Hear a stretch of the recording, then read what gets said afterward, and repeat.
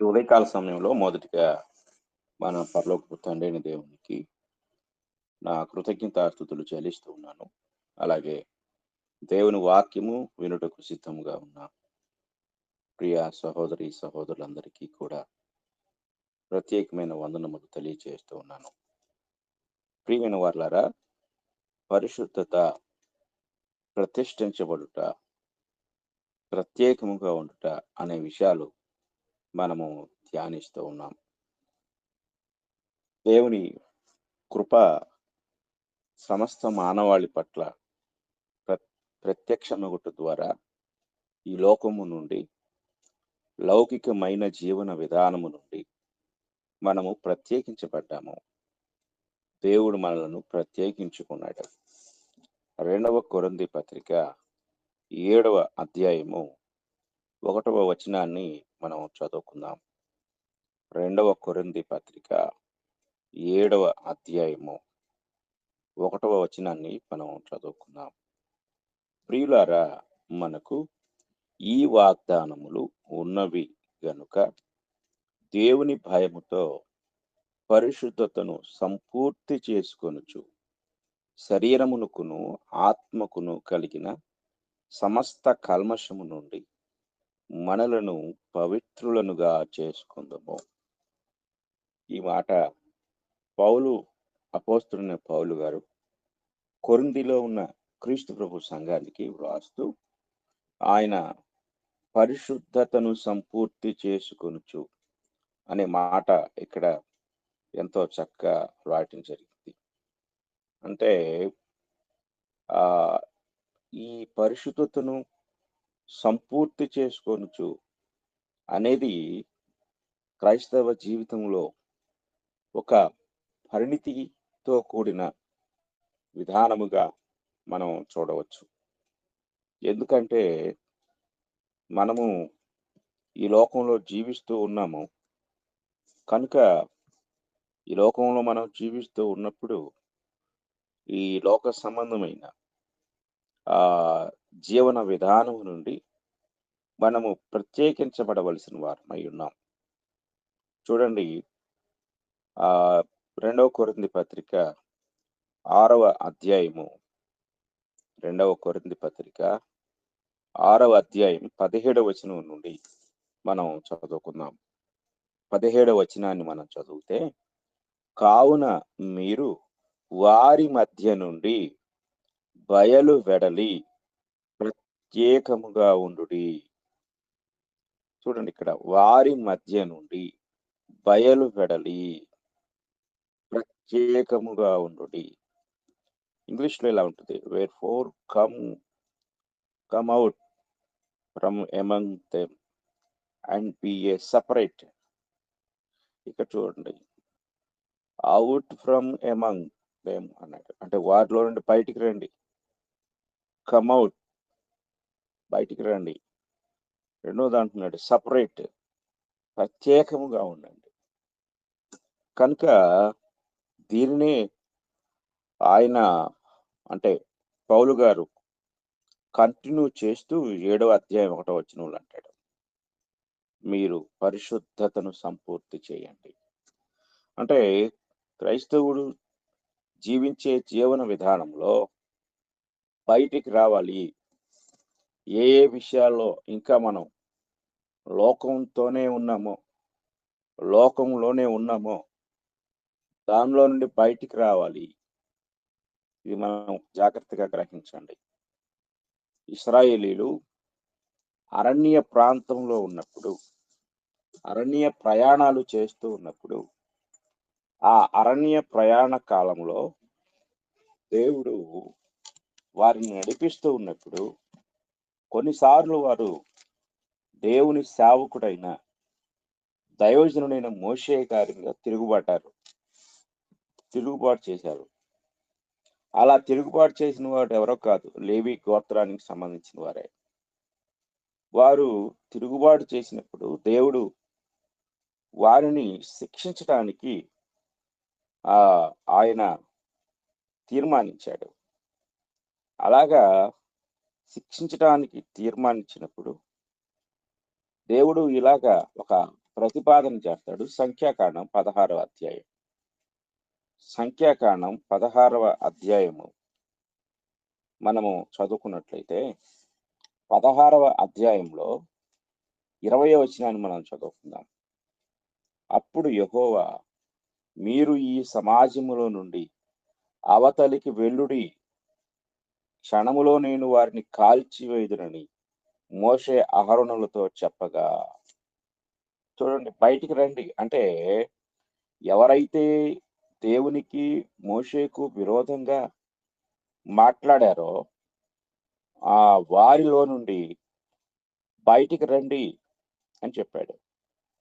23వ వచనం. అప్పుడు యెహోవా మోషేకు ఇలాగ సెలవిచ్చెను, కోరహు, దాతాను, అబీరాముల యొక్క నివాసముల చుట్టుపట్ల నుండి తొలగిపోవుడని జన సమాజముతో చెప్పెను. అప్పుడు మోషే లేచి దాతాను, అబీరాముల యొద్దకు వెళ్ళగా ఇశ్రాయేలుల పెద్దలు అతని వెంట వెళ్ళిరి. అతడు, ఈ దుష్టుల గుడారముల యొద్ద నుండి తొలగిపోవుడి, మీరు వారి పాపములన్నిటిలో పాలివారై నశింపకుండునట్లు వారికి కలిగినదేదియు ముట్టకుడి అని ఆ సమాజముతో అనెను. కాబట్టి వారు కోరహు, దాతాను, అబీరాముల నివాసముల యొద్ద నుండి ఇటు అటు లేచిపోగా, దాతాను, అబీరాములను, వారి భార్యలను, వారి కుమారులను, వారి పసిపిల్లలను తమ గుడారముల ద్వారమున నిలిచిరి. మోషే ఈ సమస్త కార్యములు చేయుటకు యెహోవా నన్ను పంపిననియు, నా అంతట నేనే వాటిని చెయ్యలేదనియు దీని వలన మీరు తెలుసుకొందురు అని చెప్పాడు. అంటే తిరుగుబాటు చేసిన కోరహు, దాతాను, అబీరాముల యొక్క నివాస స్థలము నుండి మిగిలిన సమాజం అంతా కూడా బయటికి వచ్చేశారు. ఆ బయటికి వచ్చిన తరువాత చూడండి, 31వ వచనం చదువుకుందాం.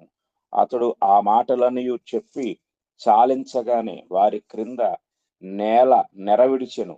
భూమి తన నోరు తెరచి వారిని, వారి కుటుంబములను, కోరహు సంబంధులు అందరిని, వారి సమస్త సంపాద్యమును మృంగివేసెను. వారును వారి సంబంధులందరూ ప్రాణముతో పాతాళములో కూలిరి.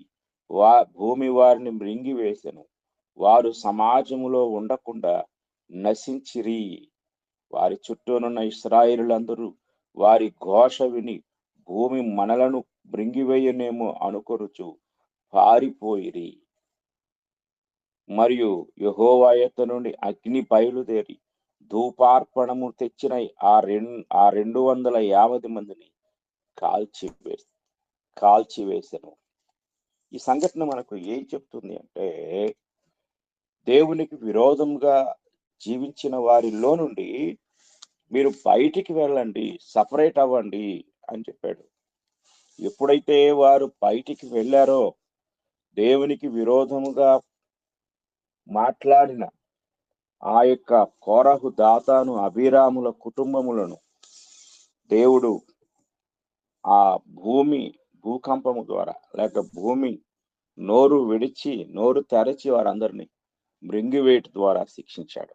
ఒకవేళ ఆ యొక్క సమూహము అంటే కోరహు, దాతాను, అబీరాముల కుటుంబాలతో మిగిలిన వారు కూడా ఉంటే వారు కూడా అందులో, అంటే దేవుడు ముందుగానే చెప్పాడు, చెప్పినా వినకుండా మేము వీరితోనే ఉంటాం అని అనుకుంటే అప్పుడు వారు కూడా ఆ యొక్క భూకంపంలో నశించిపోయి ఉండేవారు.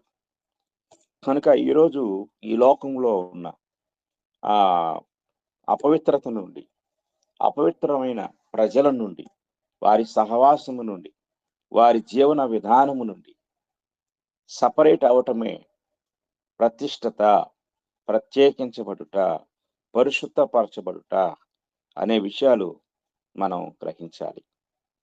దేవుని వాక్యాన్ని మనం పరిశీలించినట్లయితే దేవుని వాక్యము మనకు ఎంతో స్పష్టంగా ఈ విషయాలు మనకు తెలియచేస్తా ఉంది. కనుక దేవుని పిల్లలముగా మనము మన పరిశుద్ధతను సంపూర్తి చేసుకుంటూ ముందుకు సాగవలసిన వారమై ఉన్నాము. కనుక దేవుని వాక్యము ఎంతో స్పష్టంగా మనకు తెలియజేస్తా ఉంది. 1 తెస్సలోనిక పత్రిక 4వ అధ్యాయము 3వ వచనాన్ని మనం చదువుకుందాం. మొదటి తెస్సలోనిక పత్రిక 4వ అధ్యాయము 3వ వచనాన్ని చదువుకుందాం. మీరు పరిశుద్ధులగుటయే అనగా మీరు జారత్వమునకు దూరముగా ఉండుటయే దేవుని చిత్తము. మీలో ప్రతివాడును దేవుని ఎరుగని అన్య జనుల వలె కామాభిలాష యందు కాక పరిశుద్ధత యందును ఘనత యందును తన ఘటమును ఎట్లు కాపాడుకొనవలెనో అది ఎరిగి ఉండుటయే దేవుని చిత్తము. జాగ్రత్తగా మనం గ్రహించాలి. దేవుని పిల్లలముగా మన ఆత్మీయ జీవితాన్ని అన్యజనుల వలె కామాభిలాష యందు కాక, అన్యజనులు విగ్రహారాధనతో కూడిన కామాభిలాషతో ఉంటూ ఉంటారు. కనుక అన్య సంబంధమైనది ఏది కూడా మనకు అంటకుండా మనము జాగ్రత్త వహించాలి. ఎందుకు దేవుడు పాత నిబంధనలోను ఇటు క్రొత్త నిబంధనలోను విగ్రహారాధన ఎందుకు ఆయన కఠినంగా నిషేధించాడు అంటే, పాత నిబంధన కాలంలో ఉన్న అన్యజనులు లేక క్రొత్త నిబంధన కాలంలో ఉన్న అన్యజనులు కాలము ఏదైనా సరే వారు అన్యులే. వారు జరిగించే అన్య సంబంధమైన విగ్రహారాధనలో ప్రత్యేకమైన పాత్ర జారత్వము. ఈరోజు మనం గమనించినట్లయితే మన మన యొక్క ప్రాంతంలో కూడా విగ్రహాల ఎదుట నాట్యం చేసే స్త్రీలు, అలాగే వారు కేవలము ఆలయాలకు అంకితమైపోయే స్త్రీలు, రకరకాల స్త్రీలను ఆ యొక్క విగ్రహ ఆలయాల్లో ఉంటూ ఉంటారు. వారిని ఆ విగ్రహాలకు సమర్పిస్తూ ఉంటారు. కారణం ఏమిటంటే, విగ్రహారాధనలో జారత్వం అనేది ఒక భాగం. అన్యులు విగ్రహారాధనలో వారు అక్కడ ఉండే పూజారులతో ఈ స్త్రీలు కలిసి జారత్వము చేయుట ద్వారా వారి దేవతలను ఆరాధించే విధానాన్ని కలిగి ఉన్నారు. అంటే వారి దేవతలను ఆరాధించుటలో ఒక భాగము అక్కడ స్త్రీలతో కలిసి జారత్వం చేయటం. కనుక ఇక్కడ అంటున్నాడు, ఇలాంటి భయంకరమైన విగ్రహారాధన, జారత్వము ఇవన్నీ కూడా మనము జాగ్రత్తగా గ్రహించినట్లయితే అవన్నీ విగ్రహాలతో ముడిపెట్టబడి ఉన్నాయి. విగ్రహారాధనతో ముడిపెట్టబడి ఉంది. కనుక దేవుడు మీలో ప్రతివాడును దేవుని ఎరుగని అన్యజనుల వలె అంటాడు. దేవుని ఎరుగని అన్యజనులు పరిశుద్ధతకు సంబంధం లేని వారు, అంటే వారు ప్రతిష్ఠించుకున్న వారు కాదు, ప్రతిష్ఠించబడిన వారు కాదు.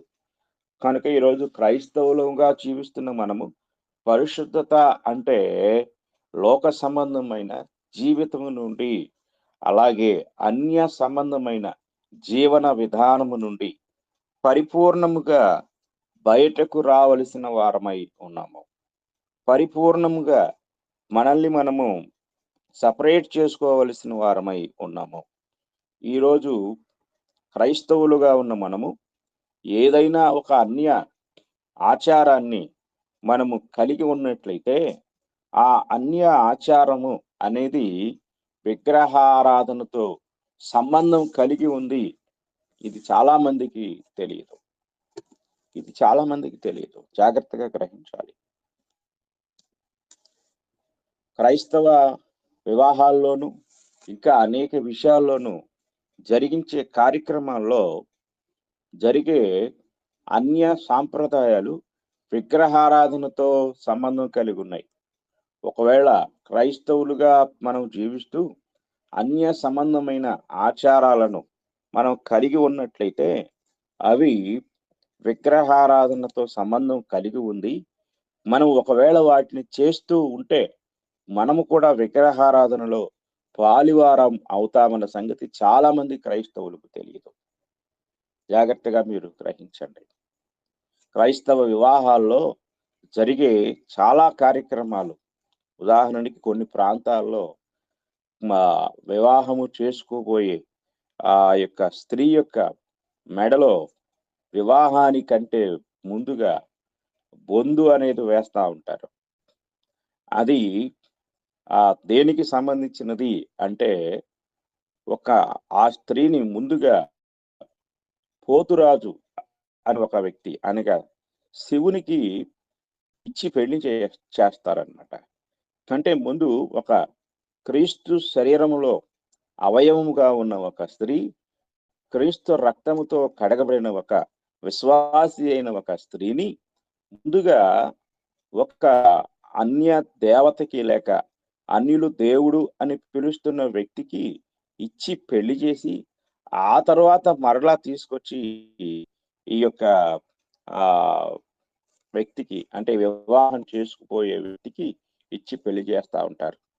అంత మాత్రమే కాదు, పంచభూతాలకు ఇచ్చి పెళ్లి చేస్తా ఉంటారు. అంటే ఇవన్నీ కూడా హైందవ సాంప్రదాయంలో అన్య మతంలో ఉన్న ఆచార వ్యవహారాలు. వారు ముందుగా పెళ్లి చేసుకునే ఈ యొక్క ఆ యొక్క పెళ్లి కుమారుని కంటే ముందు, అంటే హిందూ వివాహం గురించి నేను చెప్తున్నాను. ముందు అక్కడ ఉన్న పంచభూతాలకు ఇచ్చి పెళ్లి చేస్తారు. అంటే వారందరికీ కూడా ఆమె భార్యగా, ఆ తరువాత వివాహాన్ని జరిగించే బ్రాహ్మణుడు కూడా ఆ మంత్రాల్లో ఉన్నది ఏంటంటే, తనకు కూడా ఆమె వివాహం చేయబడుతుంది. అంటే తను కూడా ఆమెను పెండ్లాడుతున్నాడు. అంటే అక్కడ మంత్రాల ద్వారా, ఆ మంత్రాల్లో ఉన్న భావం అదే. కనుక ఇదంతా మనం గ్రహించినట్లయితే, ఆ మూలాలు, ఆ సాంప్రదాయాలు, అక్కడ జరిగించే ఆచారాలన్నీ కూడా క్రైస్తవ వివాహంలో ఏది జరిగించినా అదంతా కూడా అన్య దేవతలకు ముందుగా ఆ యొక్క వధూవరులను సమర్పించి, ఆ తరువాత మనము క్రైస్తవ వివాహం చేస్తున్నాం. అంటే క్రైస్తవ వివాహం అంటే కేవలం ఒక సేవకుడు, ఒక పాస్టర్ గారు వస్తాడు, వాక్యం చెప్తాడు, ప్రమాణాలు చేస్తాడు, అలాగే మిగిలిన కార్యక్రమం జరిగించి వీరిద్దరూ కూడా భార్యాభర్తలు అని నేను రిజిస్ట్రారుగా దీనిని చట్టబద్ధంగా ప్రకటిస్తున్నాను అంటాడు. కొంచెం మాత్రమే అక్కడ జరుగుతుంది. కానీ దానికంటే ముందు జరిగే అనేక కార్యక్రమాలన్నీ కూడా అన్య సాంప్రదాయాలు. కనుక ఇలాగా అన్య సాంప్రదాయాలలో ఉన్న మనము ఎలా ప్రతిష్ఠించబడిన వారం అవుతాము, ఎలా ప్రత్యేకించబడిన వారం అవుతాము, ఎలా ప్రతిష్ఠ చేయబడిన వారం అవుతాము, ఎలా పరిశుద్ధులం అవుతాము గ్రహించండి. కనుక ముఖ్యంగా విషయం ఏమిటంటే, దేవుడు పరిశుద్ధపరుస్తూ వారిని చాలా లేక ఆయన వారికి అధ్యాయం 1వ వచనాన్ని మనం 7వ అధ్యాయం 1వ వచనం నుండి, నీవు స్వాధీనపరుచుకుని దేవుడైన చేర్చి భూజనులను అనగా సంఖ్యకును ఇచ్చిన అమోరీయులు, కనానీయులు, పెరిజీయులు, హెవ్వీయులు, యెబూసీయులు ఈ జనములను నీ ఎదుటి నుండి వెళ్ళగొట్టిన తర్వాత దేవుడైన యెహోవా వారిని నీవు వారిని చేయవలెను, వారిని నిర్మూలము చేయవలెను, వారితో నిబంధన చేసుకొనకూడదు, వారిని కరుణింపకూడదు, నీవు వారితో వియ్యమందకూడదు, వాని కుమారునికి నీ కుమార్తెనియ్యకూడదు, నీ కుమారునికి వాని కుమార్తెను పుచ్చుకొనకూడదు, నన్ను అనుసరింపకుండా ఇతర దేవతలను పూజించున్నట్లు నీ కుమారుని వారు మళ్లించుదురు. అందును బట్టి యెహోవా కోపాగ్ని నీ మీద రగులుకొని ఆయన నిన్ను త్వరగా నశింపచేయును. కావున మీరు వారికి చేయవలసినదేమనగా, వారి బలిపీఠములను పడత్రోసి, వారి విగ్రహములను పగలగొట్టి, వారి దేవస్తంభములను నరికేసి, వారి ప్రతిమ కాల్చవను. యెహోవాకు ప్రతిష్ఠిత జనము, నీ దేవుడు యెహోవా ఉన్న జనములు నీకుగా చిన్నుతనముగా ఏర్పరచు జనములకే విస్తారం యెహోవా మించి మీరు ఏర్పరచుకోవడం లేదు. సమస్త మీరు లెక్కకు తక్కువే కదా. అయితే మిమ్మల్ని ప్రేమించువాడు, మీ నెరవేర్చువాడు యెహోవా బాహు చేత దాసము నుండి ఐగుప్తు రాజైన ఫరో చేతిలో నుండి మిమ్మును విడిపించెను. మనము దేవుడు ఈ చట్టాన్ని వారికి ఇస్తూ వారు ప్రత్యేకించబడిన అని మాట్లాడుతున్నాడు. ఇక్కడ ఎవరినైతే కూర్చైతే దేవుడు మాట్లాడుతున్నాడో ఆ స్థానంలో ఈరోజు మనల్ని మనం పెట్టుకోవాలి. అంటే జస్ట్ జనరేషన్ మారుతుంది. అంటే అక్కడ ఉన్న ప్రజలు ఇశ్రాయేలీలు, ఆ పేరు తీసేసి అక్కడ మన పేరు పెట్టుకోవాలి, క్రైస్తవులు. ఒకవేళ దేవుడు అక్కడ చెప్పే ప్రతి సంగతిని గూర్చి మనం ఆలోచించినట్లయితే ఈ సపరేషన్ విషయంలో, ఈ ప్రత్యేకత విషయంలో ఆనాడు ఇశ్రాయేలీలు, ఈనాడు క్రైస్తవులు ఉన్నారు. ఇది మనం గ్రహించాలి. కనుక మన జీవితంలో మనము అనుదినము జీవించే ఆ జీవన విధానంలో సపరేషన్ జరగనంత వరకు మనము పరిశుద్ధులము కాదు, మనం ప్రతిష్ఠించబడిన వారము కాదు. ప్రతిష్ఠత అంటే కేవలము బాప్తిస్మం పొందటము, బైబిల్ చదవటము, సంఘారాధనకు వెళ్ళటం మాత్రమే అనుకుని జీవితాన్ని ఈరోజు చాలా మంది జీవిస్తూ ఉన్నారు. కనుక అది పరిశుద్ధత కాదు. జీవితం అంతటిలో కూడా సపరేషన్ జరగాలి. మనం ప్రతిష్ఠించబడిన జనాంగముగా గుర్తించబడాలి. అప్పుడే మనము ప్రతిష్ఠించబడిన వారము, ప్రత్యేకించబడిన వారము అవుతాం. హెబ్రీయులకు రాసిన పత్రిక 12వ అధ్యాయము 10వ వచనాన్ని మనం చదువుకుందాం. హెబ్రీయులకు రాసిన పత్రిక 12వ అధ్యాయం 10వ వచనాన్ని మనం చదువుకుంటే, వారు కొన్ని దినముల మట్టుకు తమకిష్టము వచ్చినట్టు మనలను శిక్షించిరి గాని మనము తన పరిశుద్ధతలో పాలు పొందవలనని మన మేలు కొరకే ఆయన శిక్షించుచున్నాడు. 12వ అధ్యాయంలో శిక్షణ గూర్చి మాట్లాడతాడు, క్రమశిక్షణ గూర్చి. అంటే కొన్నిసార్లు మనలను క్రమపరచుటకు దేవుడు శిక్షణను తీసుకుంటాడు. అంటే ఇశ్రాయేలును దేవుడు ఎందుకు శిక్షించాడు, కఠినంగా ఎందుకు శిక్షించాడు అంటే, పాపము చేసిన వారిని శిక్షించుట ద్వారా మిగిలిన వారు దేవుని భయాన్ని కలిగి క్రమపరచబడాలి అనే ఉద్దేశంతో. అలాగా వారిని ఆయన ఫిల్టర్ చేసుకుంటూ వచ్చాడు. మీరు చూడండి, ఇశ్రాయేలీలు ఐగుప్తులో బయలుదేరేటప్పుడు అప్పటి జనాంగాన్ని, ఆ జనరేషన్ మనం చూస్తే, ఆ తరము వారిని చూస్తే, వారు కేవలము 20 సంవత్సరాలు పైబడిన పురుషుల సంఖ్య 6 లక్షలు అన్నాడు. మరి మిగిలిన అదే వయసు కలిగిన స్త్రీలు, అలాగే పసిపిల్లలు, అలాగే వారి తల్లిదండ్రులు, ఆనాటి ఆయుష్ ప్రమాణం ప్రకారము ఒక్కొక్కరు 3-4 తరాలను చూసేవాళ్ళు. కాబట్టి వీళ్ళందరినీ లెక్కించితే ఎన్ని లక్షల మంది అవుతారో ఆలోచించండి. కానీ అక్కడ బయలుదేరిన వారిలో, అంటే ఐగుప్తు నుండి బయలుదేరిన ఆ తరము వారిలో కేవలము 2 మాత్రమే కనానులోనికి, వాగ్దాన దేశంలోనికి ప్రవేశించారు. మిగిలిన వారందరూ కూడా మార్గ మధ్యంలోనే నశించిపోయారు. అంటే దేవుడు ఫిల్టర్ చేసుకుంటూ వస్తున్నాడు. చాలా జాగ్రత్తగా గ్రహించాలి. కనుక ఈరోజు ఒకవేళ మనం అందరము క్రైస్తవులమే, అందరం పరలోకం వెళ్తాం అనుకుంటే పొరపాటు పడినట్లే. ఎందుకంటే దేవుని వాక్యము ఎంతో స్పష్టంగా మనకు తెలియజేస్తా ఉంది. కనుక వాక్యాన్ని మనం జాగ్రత్తగా ఆలోచన చేసినట్లయితే, దేవుని యొక్క వాక్యాన్ని మనం అక్షరాల తూచా తప్పకుండా ఆచరించినప్పుడు, లోక సంబంధమైన విధానాలకు మనల్ని మనం అప్పగించుకోకుండా ప్రత్యేకమైన జీవన విధానాన్ని జీవించడం చాలా కష్టమైన విషయం, చాలా శ్రమతో కూడిన విషయం.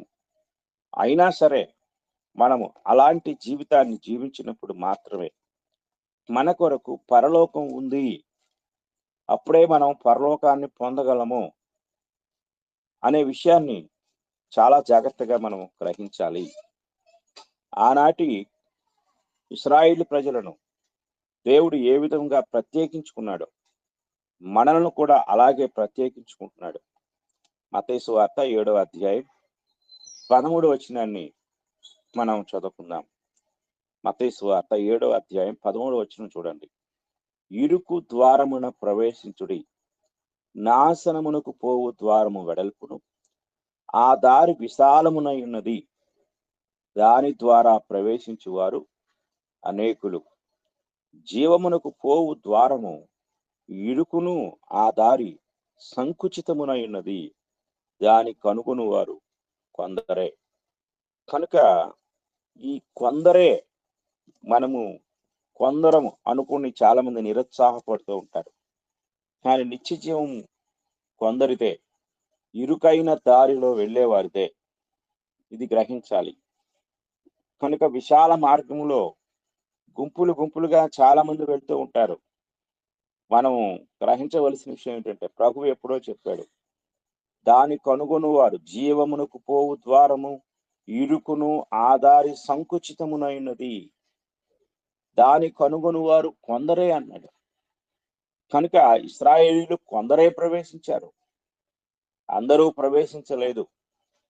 ఇది మీరు గ్రహించాలి.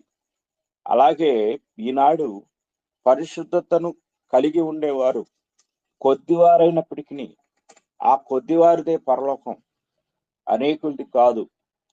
కనుక మనము ఈ లోక సంబంధమైన జీవన విధానం అంతటి నుండి కూడా పరిపూర్ణంగా బయటికి వచ్చి ప్రతిష్ఠితమైన జనాంగముగా, ప్రత్యేకించబడిన జనాంగముగా జీవించుట ద్వారానే నిత్య జీవాన్ని మనం పొందగలం. ఈ విషయాన్ని మనం జాగ్రత్తగా గ్రహించవలసిన వారమై ఉన్నాం. అంతేకాని లోకంతో పోల్చుకొని, లోకములో చాలా మంది అంటూ ఉంటారు, మరి వాళ్ళందరూ ఏంటండి, వాళ్ళందరూ అలా చేస్తున్నారు కదా, వాళ్ళందరూ ఇలా చేస్తున్నారు కదా, మరి ఎంతమంది అలా చేస్తున్నారు, వీళ్ళందరికీ పరలోకం లేదా? ఈ ప్రశ్న నువ్వు దేవునికి వేయాలి. జాగ్రత్తగా గ్రహించండి. ఈ ప్రశ్న మనుషులది కాదు. అసలు ఈ ప్రశ్న మనకు సంబంధం లేదు. దేవుడు ఒకవేళ నాశనమునకు పోవు మార్గము ఆ దారి విశాలం అన్నాడు, దాని ద్వారా ప్రవేశించేవారు అనేకులు అన్నాడు. కాబట్టి ప్రభువా, అనేకులు నాశనానికి వెళ్లాల్సిందేనా అని ఒకవేళ మనం ప్రభువుని ప్రశ్నించగలమా? ఆ ప్రశ్న మనకు సంబంధం లేదు. రెండవ దాంట్లో చెప్పాడు, జీవమునకు పోవు ద్వారము ఇరుకును, ఆ దారి సంకుచితమునైనది అన్నాడు. అందులో నువ్వు ఉన్నావో లేదో చూడటమే నీ పని. ఆ జీవమునకు పోవు ద్వారమునకు వెళ్ళేవారి నాశనాన్ని గురించి కానీ, లేక వారి రక్షణ గురించి కానీ, వారు ఏమైపోతారో అనే దాని గురించి కానీ ప్రశ్నించే హక్కు మనకు లేదు. మనము ఏ మార్గంలో ఉన్నామో, మనము జీవమునకు వెళ్ళు మార్గంలో ఉన్నామా, లేక నాశనమునకు వెళ్ళు మార్గంలో ఉన్నామా? మనము ప్రత్యేకించబడిన గుంపులో ఉన్నామా, లేక ఇంకా ప్రత్యేకించబడని గుంపులో ఉన్నామా? ఎక్కడ మనము ఉన్నామో, ఏ సమాజంలో మనం ఉన్నామో అనేది మనము చాలా జాగ్రత్తగా గ్రహించవలసిన వారమై ఉన్నాము. కనుక మనము ఆలోచించినట్లయితే పరిశుద్ధత అనేది చాలా ప్రత్యేకమైనది. ఆ పరిశుద్ధతను కలిగి మనము జీవించుటలో చాలా ప్రత్యేకతను కలిగి ఉండవలసిన వారమై ఉన్నాము. ఇది పరిపూర్ణముగా మనలను దేవుని యొద్దకు చేర్చుతుంది, లోకము నుండి వేరు చేస్తుంది. చూడండి, మొదటి దశలోనికి పత్రిక 3వ అధ్యాయము 12-13 వచనాలు మనం చదువుకుందాం. మొదటి దశలోనికి పత్రిక 3వ అధ్యాయము 12-13 వచనాలు.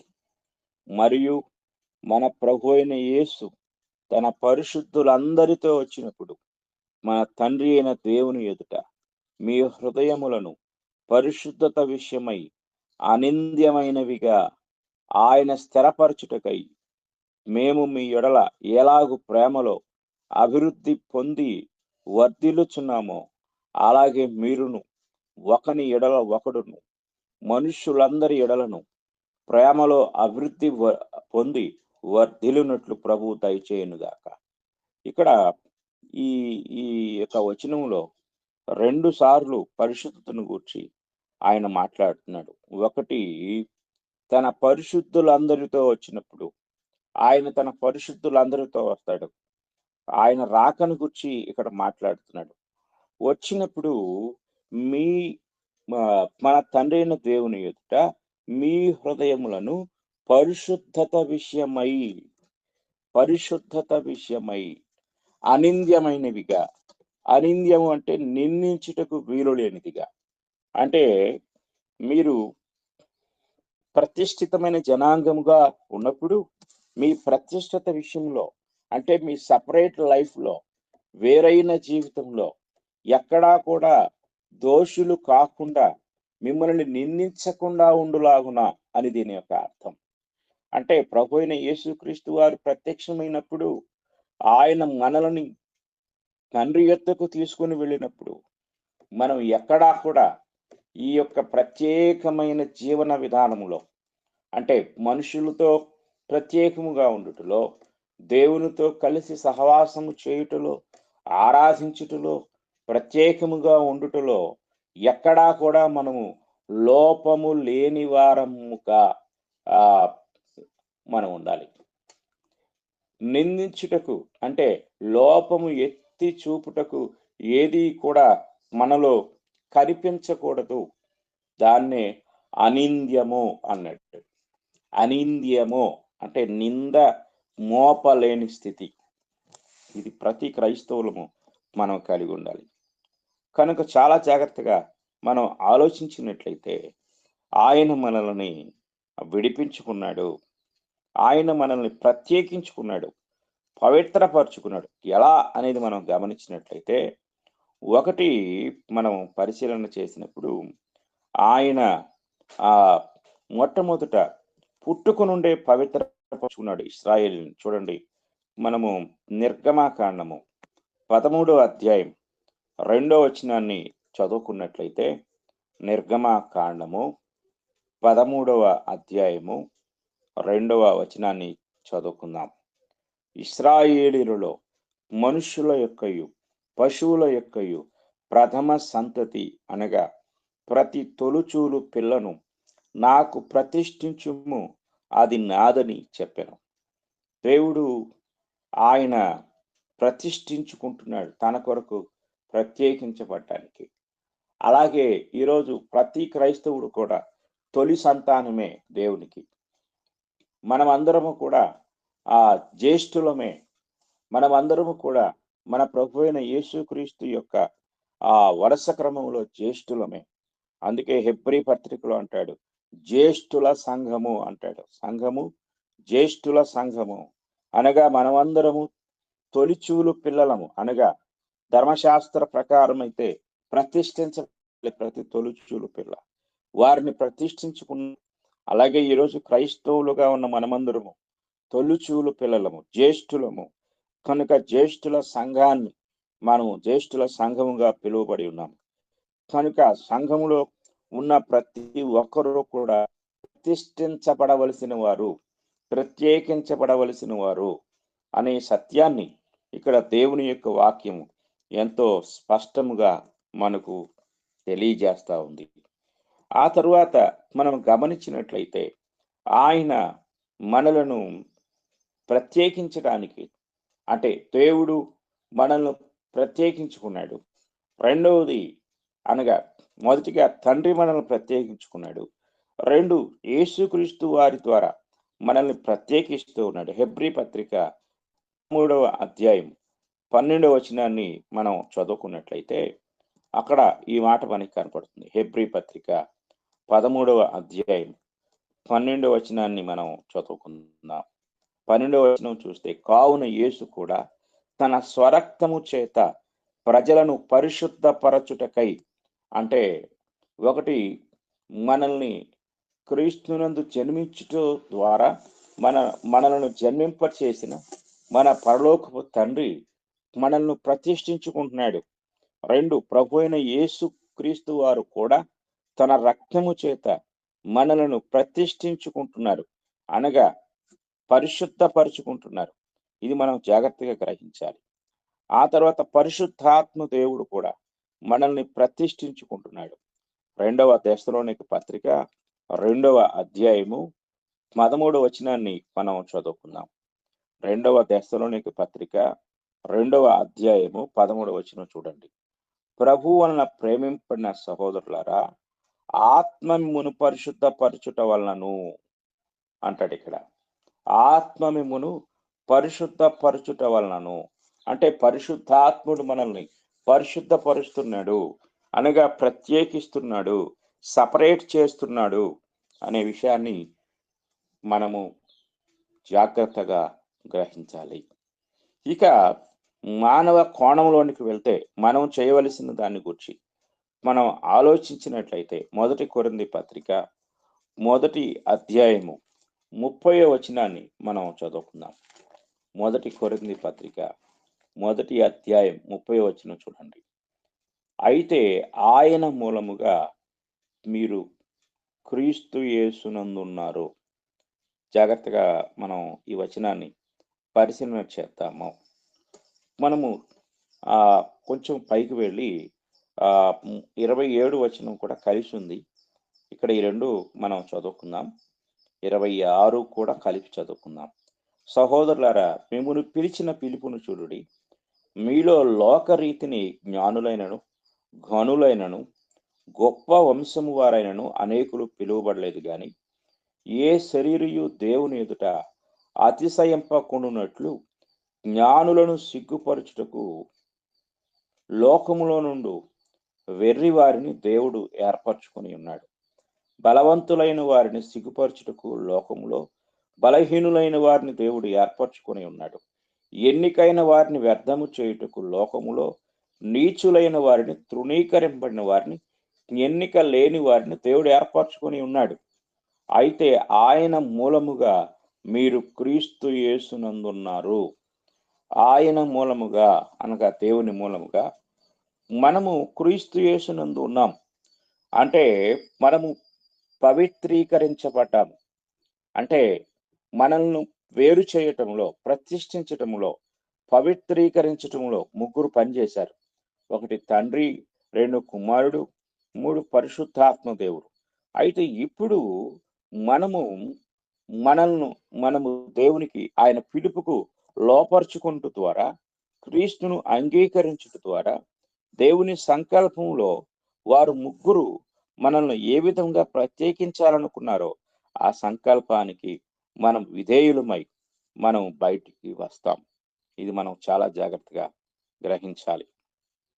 కనుక మనం ఆలోచించినట్లయితే ఈ క్రీస్తు యొక్క రక్షణ కార్యములో మనము విశ్వాసం ఉంచుట ద్వారా, అంటే యేసుక్రీస్తు వారు ఏ రక్షణ కార్యాన్ని జరిగించాడో దాని యందు మనము విశ్వసించుట ద్వారా మనము ప్రత్యేకించబడుతూ ఉన్నాము. ఆ తరువాత యోహాను సువార్త 15వ అధ్యాయము 3వ వచనాన్ని మనం చదువుకుందాం. యోహాను సువార్త 15వ అధ్యాయము 3వ వచనాన్ని మనం చదువుకున్నట్లయితే, నేను మీతో చెప్పిన మాటను బట్టి మీరిప్పుడు పవిత్రులై ఉన్నారు.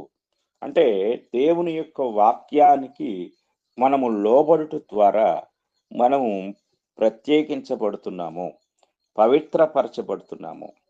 ఆ తరువాత మనల్ని మనము దేవునికి అప్పగించుకున్నట్టు ద్వారా, సరెండర్ అవటం ద్వారా మనము ప్రత్యేకించబడుతున్నామో. రోమీలకు రాసిన పత్రిక 6వ అధ్యాయము 19వ వచనాన్ని మనం చదువుకుందాం. రోమీలకు రాసిన పత్రిక 6వ అధ్యాయం 19వ వచనాన్ని చదువుకుంటే, మీ శరీర బలహీనతను బట్టి మనుష్య రీతిగా మాట్లాడుచున్నాను. ఏమనగా, అక్రమము చేయుటకై అపవిత్రతకును అక్రమమునకును మీ అవయవములను దాసులుగా ఎలాగూ అప్పగించుదురో, అలాగే పరిశుద్ధత కలుగుటకై ఇప్పుడు మీ అవయవములను నీతికి దాసులుగా అప్పగించుడి. ఏ శరీర అవయవాలతో మీరు పాపం చేశారో, దుర్నీతి చేశారో, విగ్రహారాధన చేశారో, లేక పాపము దోషము అని దేవుడు దేనిని పరిగణిస్తూ ఉన్నాడో, దానిలో మీరు ఉన్నారో, దానిని ఆ అవయవాలను ఇంతవరకు ఈ అవయవాలు దేనికోసం మీరు ఉపయోగించారో ఆ అవయవాలను ఇప్పుడు నీతికి మీరు అప్పగించండి. మీరు నీతికి ఎందుకు అప్పగించాలి అంటే, పరిశుద్ధత కలుగుటకై అంటున్నాడు. పరిశుద్ధత కలగాలి అంటే నీతికి అప్పగించండి. నీతికి దాసులుగా. ఎప్పుడు మనం నీతికి దాసులుగా అప్పగిస్తామో, సపరేట్ అవుతున్నామో, పరిశుద్ధపరచబడుతున్నామో, కనుక మనం చాలా జాగ్రత్తగా గ్రహించవలసిన వారమై ఉన్నాము. కనుక ప్రియమైన వారులారా, పరిశుద్ధత అనేది మనము జాగ్రత్తగా ఆలోచించినప్పుడు, దేవుడు తన యొక్క మహాకృప ద్వారా మనల్ని పరిశుద్ధపరచుటకు ఇన్ని గొప్ప కార్యాలు చేశాడు ఆయన. ఇన్ని గొప్ప కార్యాలు. ఈ గొప్ప కార్యాల ద్వారా మనము పరిశుద్ధపరచబడుతున్నాం.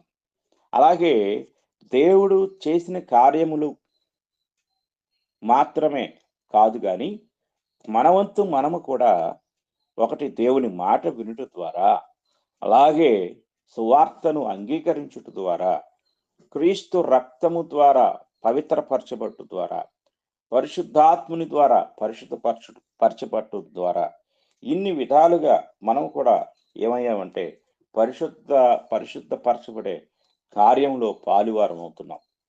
కనుక పరిశుద్ధత అనేది కొరింథీ మొదటి పత్రిక 1వ అధ్యాయం 2వ వచనంలో చాలా చక్కగా ఒకే ఒక వచనంలో అక్కడ పౌలు గారు నిర్వచించాడు. ఒకటి, క్రీస్తు యేసునందు పరిశుద్ధపరచబడిన వారై.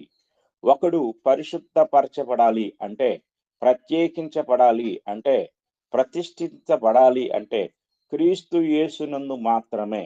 మీరు గుర్తుంచుకోండి, పాత నిబంధనలో ప్రధాన యాజకుడు లేక యాజకుడు మాత్రమే ప్రతి ఒక్కరిని ప్రతిష్ఠిస్తాడు. అలా ప్రతిష్ఠించే ఆ కార్యాన్ని అతడు మాత్రమే చేస్తాడు. అయితే ప్రభు అయిన యేసుక్రీస్తు వారు క్రొత్త నిబంధన అనుసరించి క్రీస్తు నందు మాత్రమే, ఆయన ద్వారా మాత్రమే మనము ప్రతిష్ఠించబడతాం. ఇక రెండో అతి ప్రాముఖ్యమైన పాయింట్ ఏంటంటే, మనల్ని ఆయన ప్రతిష్ఠించుకున్నాడు. ఆయన పని అయిపోయింది. ఇప్పుడు మనము ప్రత్యేకముగా జీవించవలసిన వారమై ఉన్నాము. మనం ప్రత్యేకంగా ఉండాలి. మన జీవన విధానంలో మనం ప్రత్యేకంగా ఉండాలి. మన అలవాట్లలో, ఆచార వ్యవహారాల్లో, మాటలలో, క్రియలలో, సహవాసములో, అన్ని విషయాల్లో కూడా మనం ఒక క్రమశిక్షణతో కూడిన ప్రత్యేకమైన జీవిత విధానాన్ని జీవించినప్పుడు మాత్రమే మనం పరిశుద్ధులంగా ఉంటామని, ఆ పరిశుద్ధులదే పరలోక రాజ్యమని వాక్యం సెలవిస్తూ ఉంది. కనుక ప్రతి ఒక్కరు కూడా ఆ పరిశుద్ధతను కొనసాగిస్తూ, ఆ పరిశుద్ధతలో కొనసాగుతూ, ఆ పరిశుద్ధత కలిగి క్రీస్తు ప్రభు రాకడ వరకు కూడా పరిశుద్ధులుగా కొనసాగాలని, మరి ఈ అంశంలో మనం తెలుసుకున్న అనేక విషయాలను ఎవరికి వారంగా మనం అన్వయించుకుంటూ అలాంటి ప్రత్యేకించబడిన జీవితాన్ని నేను జీవిస్తున్నానా అని ప్రశ్నించుకుంటూ, ప్రతిష్టతకు లేక ప్రత్యేకతకు వేరుగా ఉన్న ప్రతి దానిలో నుండి కూడా కంప్లీట్గా బయటికి వచ్చి పరిపూర్ణమైన ప్రతిష్ఠించబడిన జనాంగముగా జీవించాలని నీకు తెలియజేస్తూ ఈ మాటలు నేను ముగిస్తూ ఉన్నాను. ఇంతవరకు శ్రద్ధగా విన్నా మీ అందరికీ నా హృదయపూర్వకమైన వందనాలు తెలియజేస్తూ ఉన్నాను.